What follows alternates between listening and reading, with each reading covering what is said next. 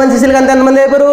120 మందిగా మారిపోయారు. కాబట్టి ఆ సంఖ్య ఏం చేయబడాలంటే విస్తరించబడాలి. నీకున్నటువంటి మహిమ, నీకున్నటువంటి శక్తి, ప్రభావాలు ఏమవ్వాలి?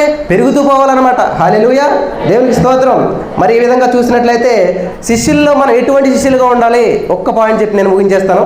మత్తయి సువార్త 16:13-14 చూసినట్లయితే అక్కడ యేసుప్రభువు అడుగుతారు, నేను ఎవరనుకుంటున్నారు అసలని? నేను ఎవరినైనా అందరూ అడిగితే నువ్వు ఏరియావు, నువ్వు ప్రవక్తవు, నువ్వు అది ఇది అని అందరూ చెప్తారు.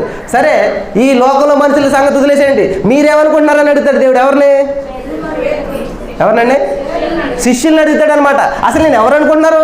నా చుట్టూ ఉన్నారు కదా, నా అద్భుతాలు చూస్తున్నారు కదా, నాతోటే ఉన్నారు కదా, నన్ను ఇంత అలా అర్థం చేసుకున్నారు, అసలు నేను ఎవరు? నేను అడిగినప్పుడు పేతురు గారు మాట చెప్తాడు, చాలా వండర్ఫుల్ మాట చెప్తాడు. ఏమంటాడు?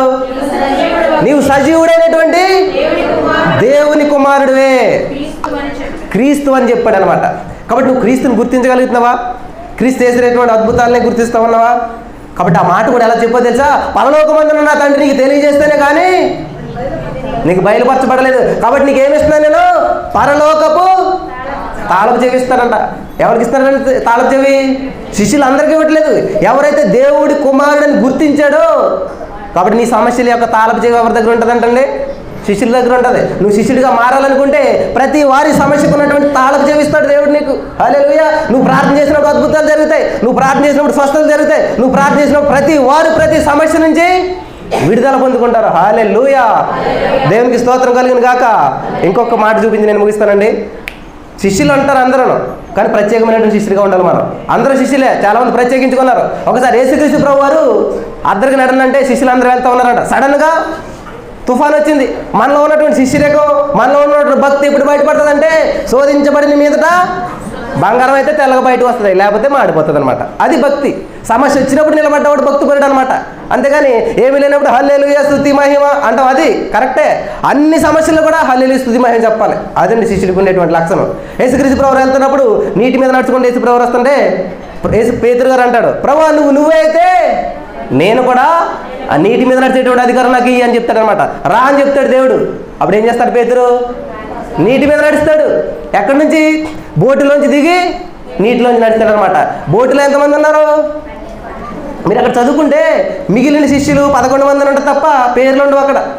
ఎవరైతే ప్రత్యేకించబడి నడుస్తూ ఉంటారో వాళ్ళకే పేరు పేతురు అని రాసి మాత్రం ఉంటుంది అక్కడ. కాబట్టి నీటిలో ఉన్నటువంటి శిష్యుడా మీరు? బోటులో ఉన్నటువంటి శిష్యులా? బోటులో ఉన్న శిష్యుడు ఎలా ఉంటాడు? హ్యాపీగా ఉంటాడు, భయం ఉండదు, ఆనందం, సంతోషం. ఎందుకంటే సెక్యూరిటీ. నీటిలో ఉన్న శిష్యుడికి ఎలా ఉంటుంది? ఈ అడుగు వేసాం, రెండో అడుగు ఎలాగేస్తామో ఏమవుతుందో, ఇది నీరు, చాలా భయం. కాబట్టి ఇటు చూడాలి మనం, అటు ఇటు చూస్తే మునిగిపోతాం. దేవుని వైపే చూడాలి, దేవుని మీద దృష్టి ఉంచాలి. హల్లెలూయా, హల్లెలూయా. శిష్యులుగానే ఉన్నాం, కానీ ఎలాంటి శిష్యులుగా ఉండాలంట? ప్రత్యేకించబడినటువంటి శిష్యులుగా ఉండాలి. దేవుని యొక్క శక్తిని చూసేటువంటి శిష్యులుగా ఉండాలన్నమాట. నీటి మీద నడిచేటువంటి శిష్యులుగా ఉండాలి, బోటు మీద నడిచేటువంటి శిష్యులుగా కాదు. దేవునికి స్తోత్రం. హల్లెలూయా. అద్భుతాల కొరకు ఎదురు చూసేవాళ్ళు విశ్వాసులు, అద్భుతాలు చేసేవాళ్ళు శిష్యులు. ఆశీర్వాదాల కొరకు ఎదురు చూసేవాళ్ళు విశ్వాసులు, ఆశీర్వాదంగా ఉండేటువంటి వారు శిష్యులు. దేవునికి స్తోత్రం కలిగిన కాక. హల్లెలూయా. అలాంటి అల్పమైనటువంటి ఒక వ్యక్తిని, చేపలు పట్టుకునేటువంటి వ్యక్తిని ఎప్పుడైతే దేవుని శిష్యుడిగా మారాడో, ఎప్పుడైతే దేవుని శక్తి అతనిలో ప్రవహిస్తూ ఉందో, ఒక్క మెసేజ్కి 3000 మంది మారారంటండి. ఒక్క మెసేజ్కి 3000 మంది మారిపోయారంటండి. నెక్స్ట్ డే మళ్ళీ ప్రసంగం చేస్తున్నాడు ఆయన. ఆ ప్రసంగంలో ఇంచుమించు 5000 మంది మారారంట. హల్లెలూయా, హల్లెలూయా. ఎప్పుడైతే దేవుని శిష్యునిగా మారామో ఒక పవర్ వస్తుంది, ఒక శక్తి వస్తుంది, ఒక అనాయింటింగ్, ఒక అభిషేకం ఉంటుంది. అభిషేకంతో నింపబడి మాట్లాడినటువంటి ప్రతి మాట కూడా ప్రతి వ్యక్తిలో ఒక అద్భుతమైనటువంటి కార్యాన్ని చేస్తుంది. కాబట్టి నేను ఇంతవరకు మరి దేవుడు చాలా అమూల్యమైనటువంటి విషయాన్ని మీకు తెలియజేశాడని నమ్ముచున్నాను. విన్నటువంటి వారంతా కూడా ఈ రోజు నుంచి మేము ఒక శిష్యులుగా ఉండాలనుకుంటున్నాం. ఇంతవరకు మేము ఒక విశ్వాసులుగా జీవించేసాం, ఏదో నామక క్రైస్తవులు చర్చికి వచ్చాం వెళ్ళామంతే కాదు. ఈ రోజు నుంచి మా జీవితాల్ని మేము దేవునికి సమర్పించుకుంటాం, ఒక ప్రత్యేకమైనటువంటి శిష్యులుగా ఉంటాం. శిష్యులు మాత్రమే కాదు, పేతురు వంటి ఒక అభిషేకంతో నింపబడినటువంటి వ్యక్తులుగా మేము జీవిస్తాం. అనేక మందిని ప్రభావితం చేస్తాం, అనేక మందిని దేవుని వైపు నడిపిస్తాం అనేటువంటి తీర్మానం మీరు చేసుకున్నట్లయితే నేను చిన్న ప్రార్థన చేస్తాను. మీరు కళ్ళు మూసుకున్నట్లయితే. హల్లెలూయా, హల్లెలూయా. స్తోత్రం దేవా, సర్వోన్నతుడా నీకే స్తోత్రాలు, వందనాలు చెల్లిస్తూ ఉన్నాను నా తండ్రి. ఇంతవరకు నా ప్రభా నీ ఆత్మ స్వాధీనంలో నా ప్రభావ మమ్మల్ని నడిపించుకున్నందుకు నీకు వందనం చెల్లిస్తున్నాను తండ్రి.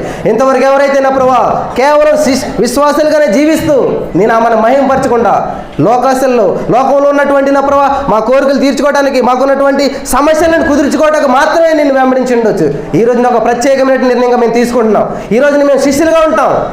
మామూలు శిష్యులుగా కాదు. పేతురు అంటే ఒక అభిషేకం కలిగినటువంటి వ్యక్తిగా ఉన్న తండ్రి, పేతురు అంటే ఒక ప్రత్యేకం కలిగినటువంటి శిష్యులుగా మేము జీవిస్తా ఉన్న తండ్రి అని ఎవరైతే నా ప్రభు ఈరోజు నిర్ణయం తీసుకున్నారో వారందరినీ బలపరచండి, స్థిరపరచండి, వారి యొక్క జీవితాన్ని నా మహిమార్థం నడిపించమని ఘనత మహిమ ప్రభావాలు మీరు తెచ్చుకున్న మరి మా రక్షకుడు ప్రభువైనటువంటి యేసుక్రీస్తు అతి శ్రేష్టమైన నామంలో మిక్కిలి వినతో బ్రతమాలు వేడుకుంటూ ప్రార్థన చేసిన మా పరమ తండ్రి, ఆమేన్.